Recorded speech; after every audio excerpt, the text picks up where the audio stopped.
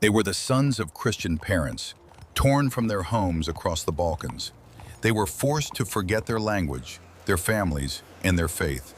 And from this, they were forged into the most feared and loyal soldiers the Ottoman Empire had ever known, an elite infantry that struck terror right into the heart of Europe.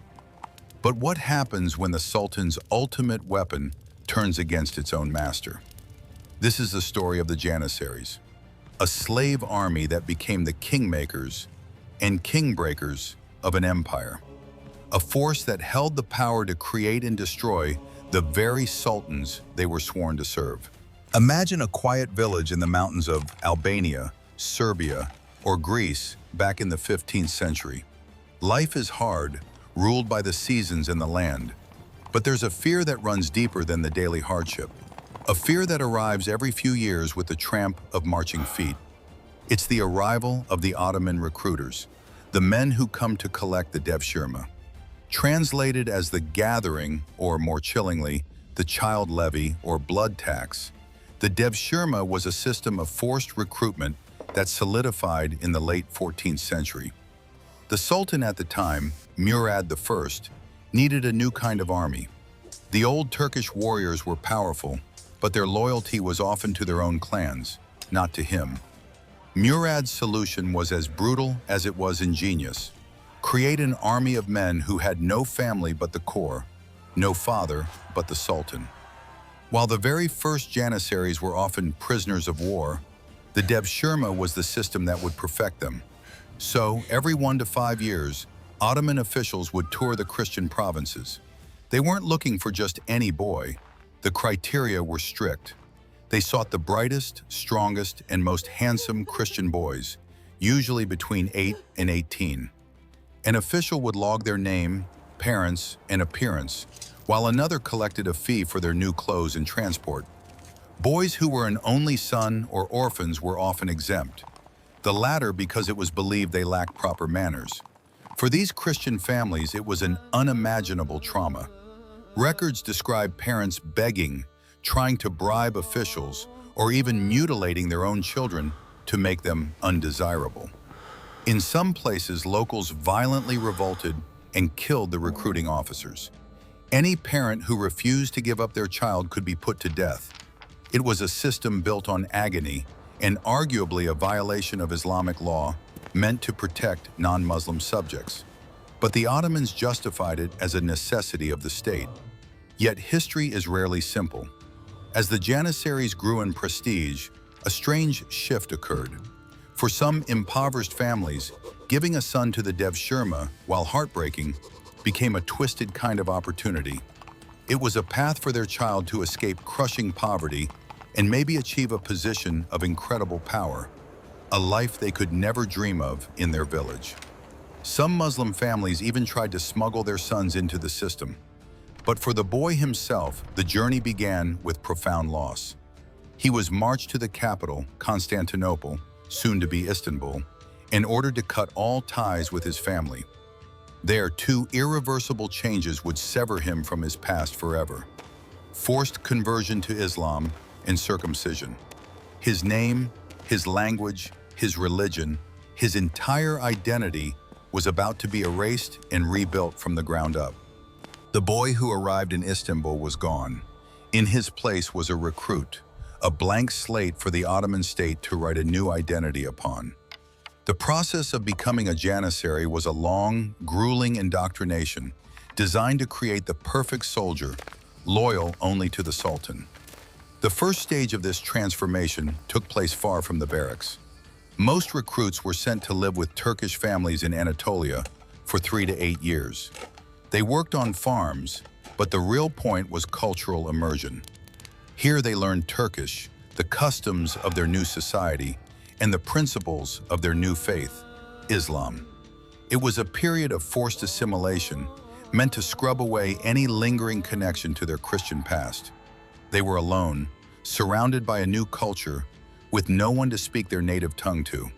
The boy from the Balkans had to become a Turk in mind and spirit. After this, the young men, now called Acemi Olan, or rookie cadets, returned to the capital for formal training. The most intelligent, The top 5 to 7% were handpicked for the prestigious Enderun school inside the Topkapi Palace. These were the future leaders, destined for the highest offices of the empire: provincial governors, admirals, even grand viziers. This was the meritocratic promise of the system. A slave boy could, through sheer talent, rise to become the second most powerful man in the empire. The rest, the vast majority, were sent to the Janissary training centers. Here, for the next 4 to 8 years, they endured a life of extreme, almost monastic hardship. Their lives were communal and Spartan. They were forbidden from marrying, growing a beard, or having any job outside of soldiering. Their world was governed by 2 principles: strict discipline and absolute obedience. They were taught to see the corps as their only family and the Sultan as their one true father. The training itself was relentless. Their days were filled with endless drills, practicing movements and shooting arrows, and later firearms at clay pots, perfecting the deadly speed that would make them so feared. Western observers wrote with a mix of fear and admiration about their efficiency. Beyond weapons, they learned strategy, engineering, and how to fight as one cohesive unit, internalizing loyalty not just to the Sultan, but to the comrades standing right next to them. Finally, around age 24 or 25, the recruit faced a final exam. Those who passed were no longer cadets. They were awarded the iconic Janissary uniform and its distinctive felt hat, the Bork, with its hanging flaps symbolizing the sleeve of the Corps' patron saint. They were now full members of the Janissary, the new army.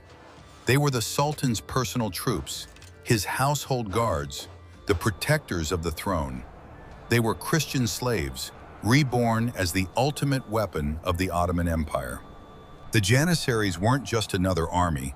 They were arguably the first modern standing army in Europe.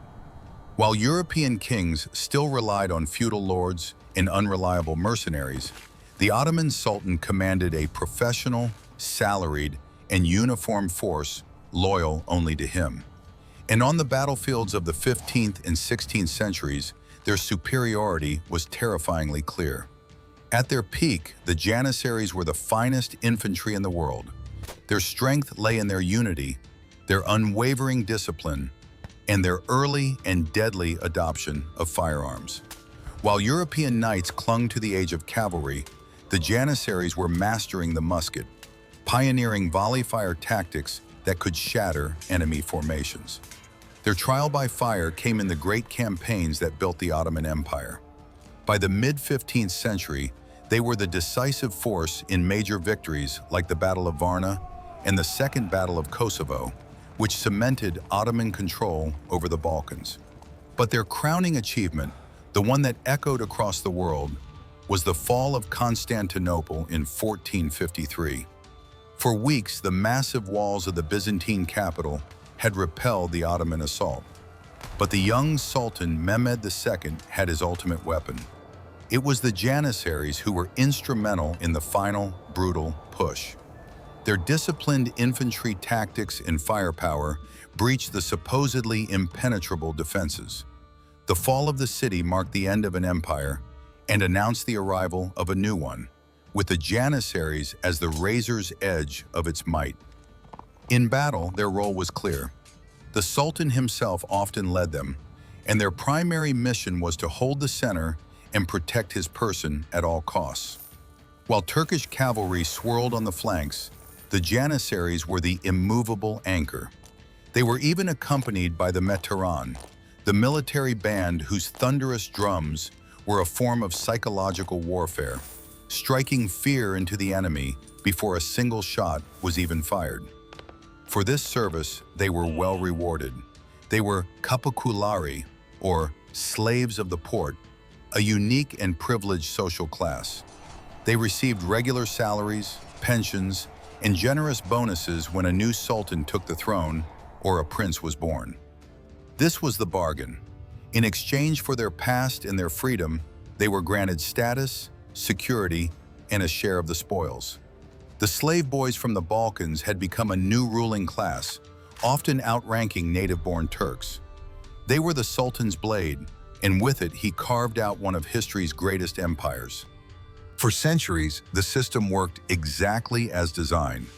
The Janissaries were the loyal enforcers of the Sultan's will. But when you're indispensable, loyalty can get complicated, and power, once tasted, is a hard thing to give up.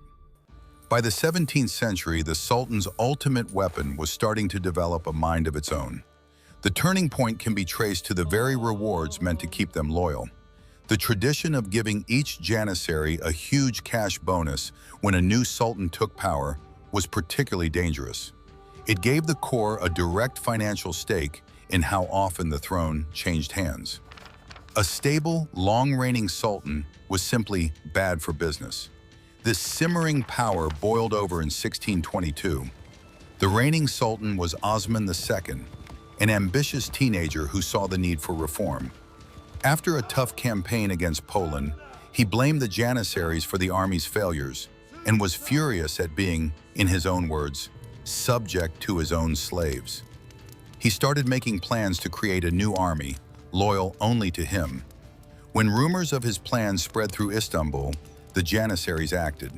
In May 1622, they revolted. They stormed the palace, captured the young sultan, and imprisoned him. A few days later, Osman II was strangled in his cell. For the first time, a reigning sultan had been murdered by the very slave soldiers created to protect him. The message was terrifyingly clear. The Janissaries were no longer just protectors of the throne. They were the arbiters of it. They had become kingmakers and kingbreakers. This event marked a fundamental shift. The rigid rules that made them an elite force began to crumble. In the late 16th century, Sultan Selim II had already caved to their demands to allow their own sons to join the corps. Now, the floodgates opened. The Devşirme system was effectively abandoned by the mid-17th century. Membership was opened up to freeborn Muslims, and positions were often bought and sold. The Janissary Corps ballooned from around 13,000 in the 1570s to over 100,000 by the early 19th century. But these weren't the hardened warriors of old. Many new Janissaries were merchants and artisans who joined just for the tax breaks and social status.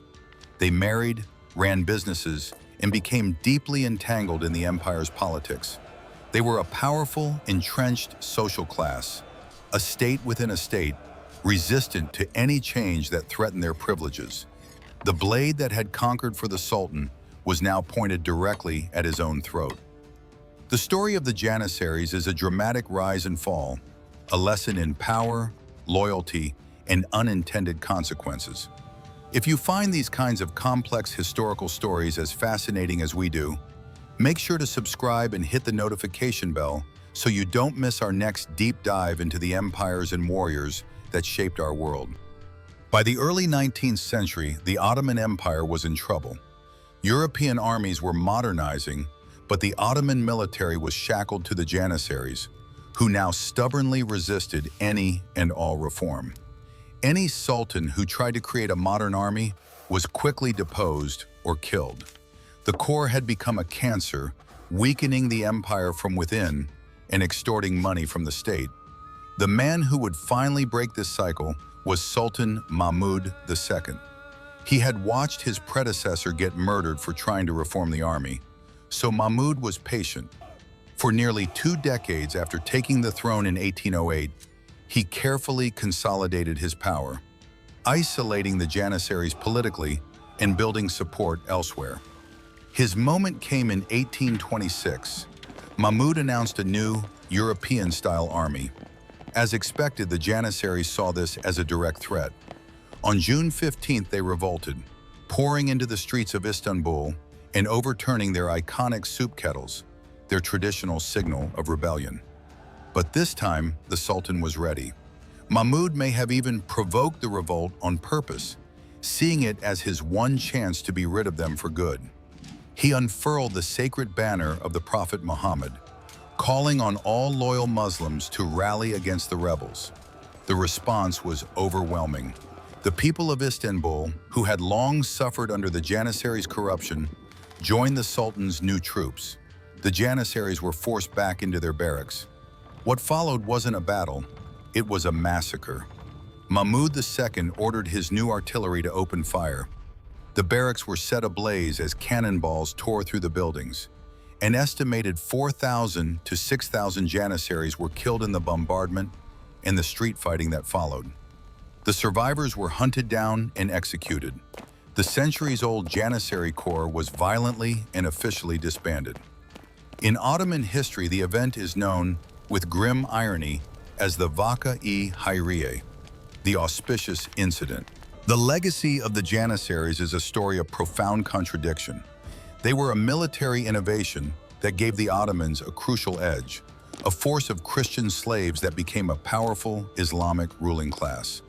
They were the instruments of imperial expansion who ultimately became the single greatest obstacle to the empire's survival. Their journey from the Balkan mountains to the halls of power in Istanbul, and their fiery end in those same streets, is a timeless story about the nature of power itself. It shows how systems created to ensure loyalty can breed corruption, and it's history's ultimate proof that even the sharpest weapon can turn in the hand of its master.